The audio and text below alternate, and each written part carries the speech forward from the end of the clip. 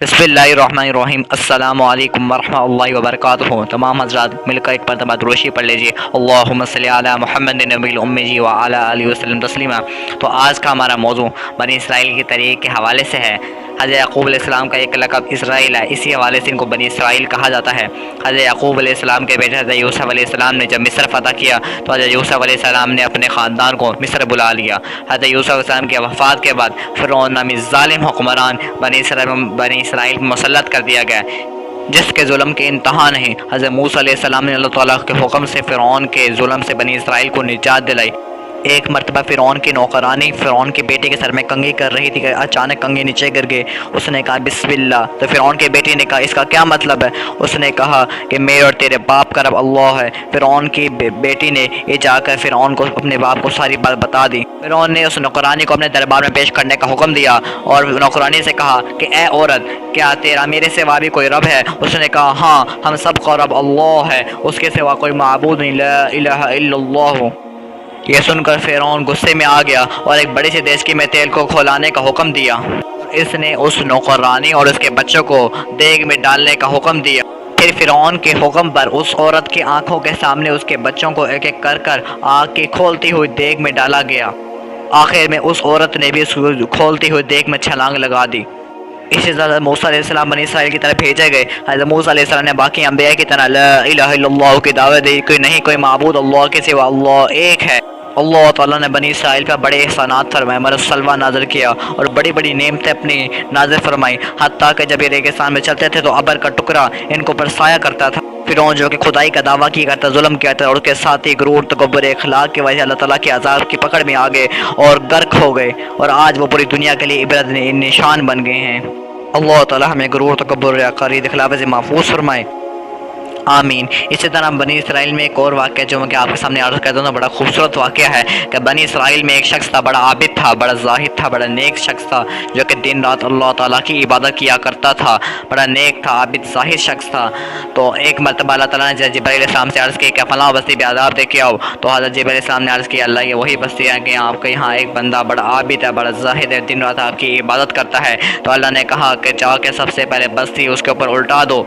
तो क्योंकि वो दिन रात मेरी इबादत तो करता है, दिन रात मेरा जिक्र तो करता है, पर उसने हमेशा अपनी फ़िक्र की, अपनी बस्ती वालों की फ़िक्र नहीं कही कि मैं जाके उनको दावत दूँ कि अल्लाह की दावत दूँ कि अल्लाह एक है, अल्लाह के सिवा कोई माबूद नहीं। उसने हमेशा अपनी फ़िक्र की, अपने बंद कमरे बैठ गया और जिक्र कर रहा है।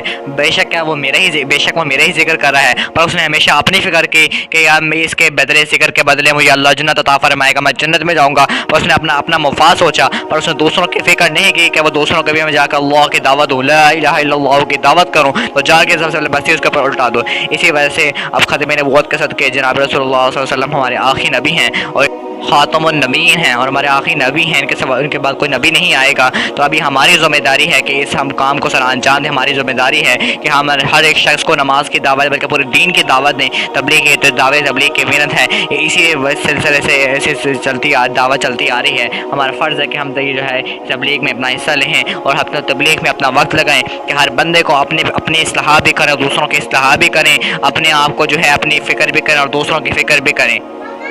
इसी तरह बनी इसराइल में एक और शख्स के बारे में आता है कि एक शख्स बड़ा गुनहगार था, बड़ा बदमाश था, फहाश था, अयाशदार था, कि वो बड़ा गुनहगार था। हर बंदा उसे तंग था, हर बंदा उसे परेशान था। आखिरकार बस्ती वाले उसे तंग आकर उसको बस्ती से बाहर निकाल दिया। जब वो रेगिस्तान में गया तो उसने तपती गर्मी की शिद्दत में देखा, आगे देखा कोई नहीं, पीछे देखा कोई नहीं, दाएं देखा कोई नहीं, बाएं देखा कोई नहीं। तो आखिर उसने आसमान की तरफ देखा और कहा कि अल्लाह, बेशक तेरी ज़ात जो है वो माफ़ करने वाली है, अगर तू मुझे माफ़ कर देगा तो तेरी ज़ात में कोई कमी नहीं आएगी। तो उसने अल्लाह से तौबा की कि अल्लाह मैं इस गर्मी से, इस भूख से बचा, जो भूख लगी थी उस भूख से बचा ले। तो अल्लाह तो आखिरकार ये उसके अल्फाज कहने थे कि उसकी रूह निकल गई, वो परवास कर गई। तो अल्लाह ताला ने हज़रत मूसा अलैहिस्सलाम को वही नाज़िल की और कहा कि ए मूसा, हमारा एक बंदा रेगिस्तान में है, वो जो मर गया है, और जो उसके जनाजे में शिरकत करेगा तो हम उसकी भी मग़फ़िरत फरमा देंगे। तो हज़रत मूसा अलैहिस्सलाम ने अपने कौम को पैगाम दिया और कहा कि जो शख्स भी उस जनाजे में शिरकत करेगा तो अल्लाह ताला उसके गुनाहों की मग़फ़िरत फरमा देंगे, उसकी भी मग़फ़िरत फरमा देंगे। तो हर बंदा जब वहाँ रेगिस्तान पहुँचा, उसके जनाजा पढ़ाने गए तो देखा कि वो वही शख्स था कि जिसको हमने बस्ती वालों ने बस्ती से बाहर निकाला تھا۔ تو انہوں نے موسیٰ علیہ السلام سے کہا کہ موسیٰ یہ تو وہی شخص ہے جس کو ہم نے بستی سے باہر نکالا تھا۔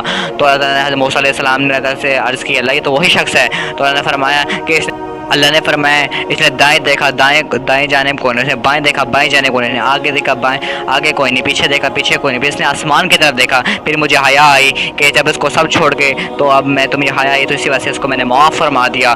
اللہ پاک سے یہی دعا ہے کہ اللہ پاک ہمیں اپنے نیک بندوں میں شامل فرمائے جن کے راستے پر اس نے انعام فرمایا، اللہ ہمیں ان کے راستے پر آمین ثم آمین۔